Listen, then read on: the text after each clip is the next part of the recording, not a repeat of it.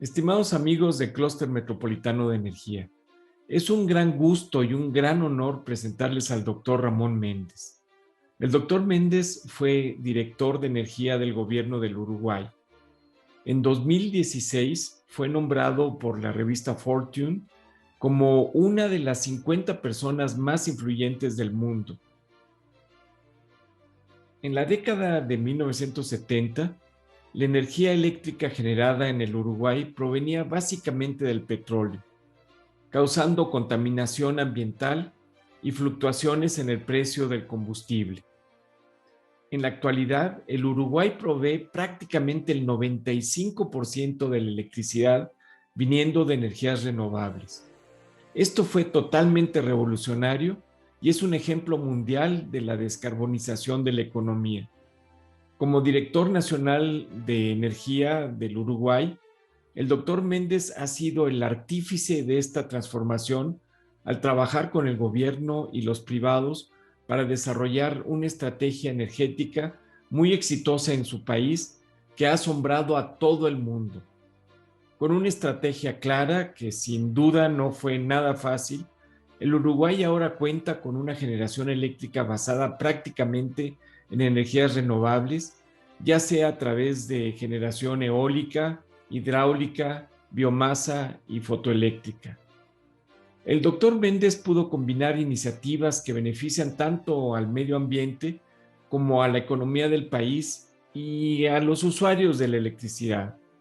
Él es el uruguayo Ramón Méndez, director de Cambio Climático del Ministerio de Vivienda y Medio Ambiente de Uruguay, que fue incluido este año en la lista de los 50 líderes mundiales de la revista Fortune. Totalmente inesperado para mí.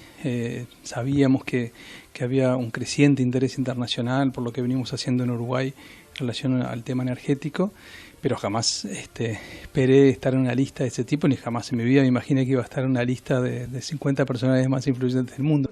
Según indicó el doctor en física, durante 2 años se invirtieron más de 2.000 millones de dólares que han generado que casi la totalidad de la matriz eléctrica provenga de una combinación entre energía eólica, fotovoltaica y centrales de biomasa, que se han complementado con la tradicional energía hidráulica. Desarrollamos desde el comienzo del primer gobierno del doctor Vázquez, se vino desarrollando un trabajo en equipo muy importante en el país, una política novedosa que comenzó a ver sus frutos en relativamente poco tiempo y que genera una transformación estructural importante en nuestro país. Asimismo, señaló que con la introducción de varios tipos de energías renovables se rompió con varios mitos que, según explicó, se planteaba desde el inicio de estos proyectos, entre ellos que no era posible generar un fuerte porcentaje de fuentes renovables más allá de la energía hidráulica.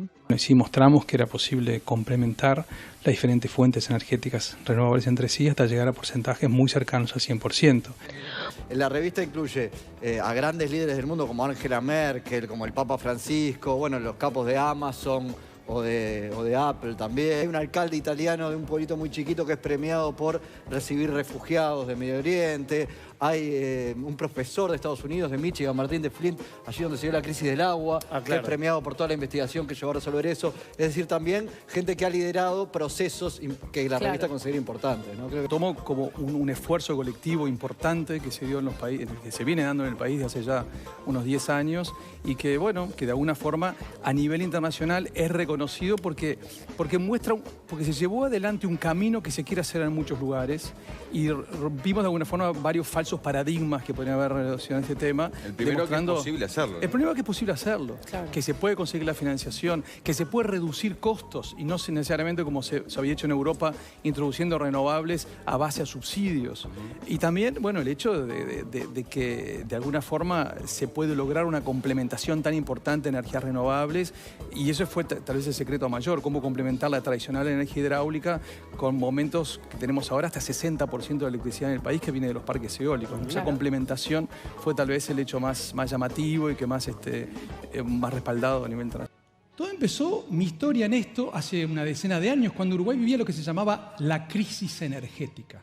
No sé si lo recuerdan, pero los apagones frecuentes, los cortes de luz, la necesidad de importar electricidad o energía porque no tenemos y los precios que se disparaban, los costos que se disparaban fundamentalmente. Las consecuencias de la crisis del 2002, que nos había llegado a que se multiplicaran por 4 la cantidad de hogares que porque no podían pagar la luz se colgaban a la red eléctrica 100.000 hogares. Y en ese contexto habían empezado a aparecer las soluciones mágicas, que la solución para el tema energético era una central nuclear, que había que importar carbón. Y a mí me sorprendía desde mi mirada, en ese momento yo era director del Instituto de Física en la Facultad de Ingeniería, y yo decía, los problemas complejos en realidad no tienen soluciones tan lineales y tan simples. Y lo que puse a hacer fue estudiar el tema. En mis tiempos libres me puse a analizar qué era esto del problema energético.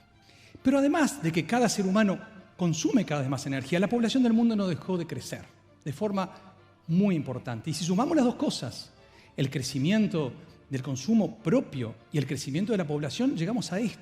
Es decir, el consumo de energía no ha cesado de crecer. Fuentes abastecemos todas nuestras necesidades energéticas.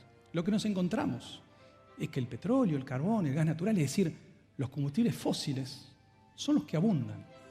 Que de hecho casi el 90% de toda la energía que consumimos, desde para transportarnos hasta generar productos, o para calefaccionarnos, o para cocinar, o para lo que sea, casi el 90% son fuentes no renovables. Porque además de tener que satisfacer las necesidades crecientes de una humanidad cada vez más demandante de energía, tenemos que hacerlo tratando de que no se nos rompa el equilibrio económico mundial, que frenemos el cambio climático y que contribuyamos a generar una mayor equidad en el mundo. Seguramente lo más notable es que tenemos un 57% de energías renovables. El promedio mundial...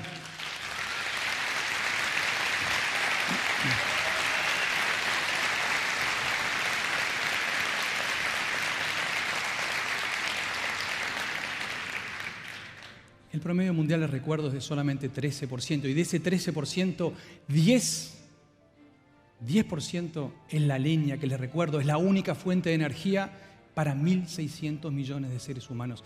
En la combinación virtuosa que logramos construir fue una gran tarea titánica que llevó decenas de técnicos para hacer la estabilización de la fuente eólica con la fuente hidráulica y para poder permitir una estabilización de la demanda, de la oferta energética en función de la demanda.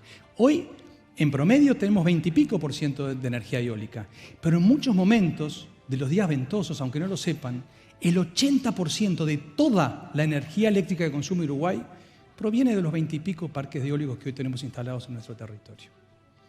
Es un cambio paradigmático y total. El promedio mundial es de 21%. Para tener una idea de lo que significan los cambios. Y esto, rompiendo otro falso paradigma, nos permitió mostrar que las energías renovables no son más caras.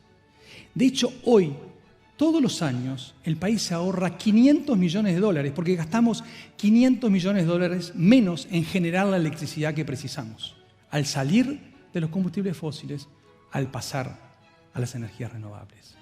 Y también, bien interesante, es que en relación al cambio climático, nuestra matriz eléctrica en particular está prácticamente descarbonizada, es decir, hemos sacado prácticamente nuestras emisiones de CO2. De hecho, Uruguay emite 30 veces menos que el promedio mundial. Ustedes me dirán, claro, pero somos chiquitos. No me refiero globalmente, me refiero por cada unidad de energía. Es decir, por cada kilovatio hora que generamos y que consumimos en nuestro país, emitimos 30 veces menos CO2 que un kilovatio hora que se genere, que se produce en cualquier otro país del mundo, o en promedio de todo el mundo. Lo bueno es que el futuro depende de nosotros. Muchas gracias.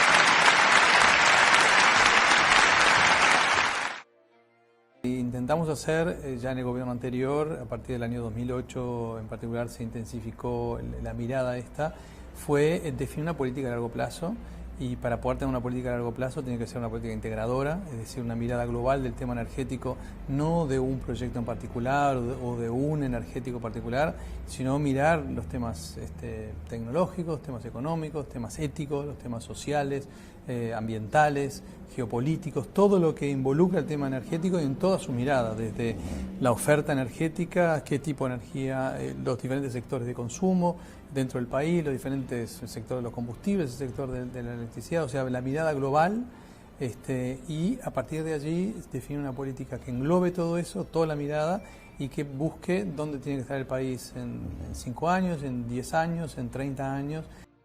Prometimos, hoy estamos en piso para realizar una entrevista con Ramón Méndez, asesor de la Intendencia, pero especialmente hoy invitado porque es experto en cambio climático y además considerado una de las 50 personas con mayor influencia mundial por la revista Forbes. Justo es decir que los empresarios también han visto que hay oportunidades de negocio en esta nueva economía que hay que desarrollar que enfrenta el cambio climático. Por ejemplo, las energías renovables.